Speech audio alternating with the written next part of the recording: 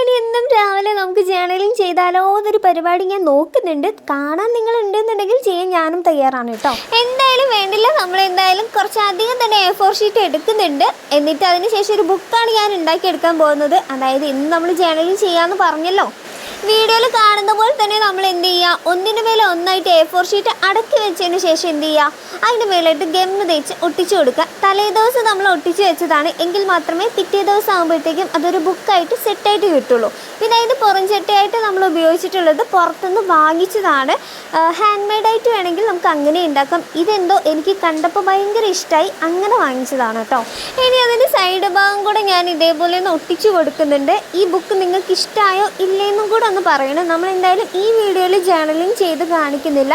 Next വീഡിയോയിൽ ഞാൻ എന്തായാലും ഈ ഒരു ബുക്കിൽ ജേർണലിങ് ചെയ്ത് കാണിക്കുന്നതായിരിക്കും. അപ്പോൾ വീഡിയോ ഇഷ്ടമായിട്ടുണ്ടെങ്കിൽ എല്ലാവരും ലൈക്ക് ചെയ്യുക, സബ്സ്ക്രൈബ് ചെയ്യുക, ഷെയർ ചെയ്യുക.